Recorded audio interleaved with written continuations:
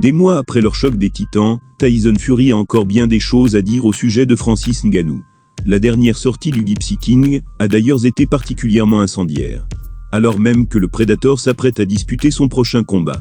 Dans quelques jours, Francis Ngannou va connaître un nouveau moment fort de sa carrière de combattant. Le choc qui l'opposera à Anthony Joshua lui fera en effet gagner autour de 20 millions de dollars. Rien de moins que le plus gros chèque qu'il ait jamais touché dans sa vie. Une victoire face aux Britanniques lui permettrait d'ailleurs de s'assurer encore plus d'argent pour sa prochaine virée sur un ring. S'il est aujourd'hui dans cette situation, c'est parce que ses débuts en boxe anglaise contre Fury se sont bien passés. Mais aussi qu'il a montré qu'il avait ce qu'il fallait pour briller en dehors du MMA. Le champion du monde des poids lourds le sait très bien, et il n'hésite pas à s'en servir. Comme lors d'une récente interview, avec le journaliste Charlie Parson, où il n'a pas mâché ses mots sur la superstar camerounaise. Voilà ces mots, je pense que c'est un grand combat.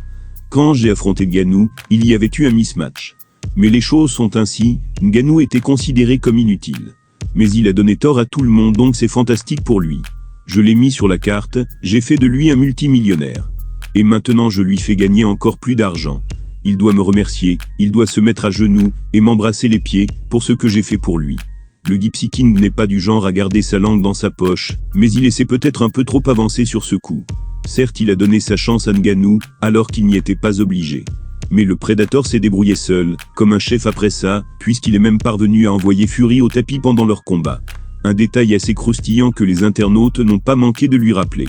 L'un d'eux a déclaré « Non champion, il t'a envoyé au sol, et s'est mis tout seul sur la carte ».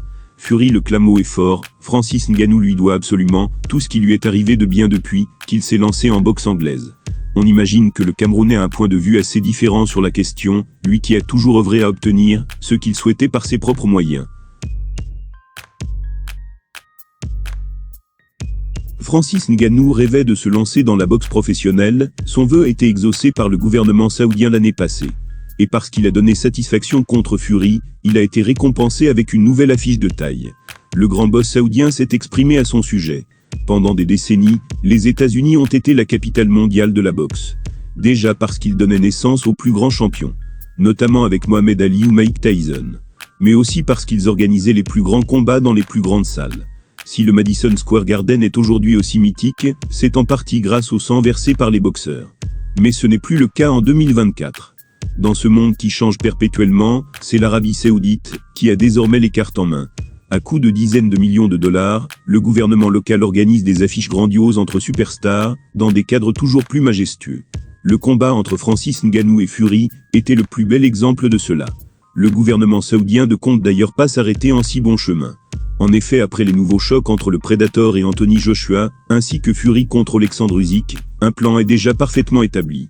Turki Al-Alchik, conseiller à la cour royale et actuel président de l'autorité générale du divertissement, a dévoilé ses petits secrets à DAZN. Il a déclaré ceci, « Je vais vous donner mon secret, pour que les gens comprennent. On veut voir le combat entre Tyson Fury et Alexandre Usyk, et éventuellement une revanche. Et après ça on veut voir une revanche entre Fury et Ngannou. Toutes les personnes ici rêvent de voir ça, c'est ce qu'on veut apporter sur le marché de la boxe. » Pour revenir à Francis Ngannou, il a tenu la distance contre Fury, et il était persuadé d'avoir gagné. Je l'aime comme un frère, et j'aime son histoire, il sait tout ce que j'ai fait pour lui. Les gens voient bien les opportunités qu'on crée tous les deux, mais je pense qu'il a perdu contre Fury. Il a gagné en tenant jusqu'au bout.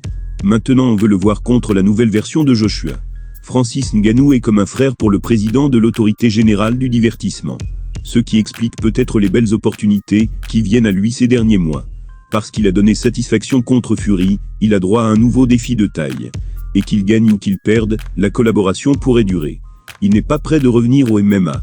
La relation entre Francis Ngannou et l'Arabie Saoudite est bonne. Et il le sera encore plus s'il parvient à s'imposer contre Anthony Joshua, dans un combat divertissant.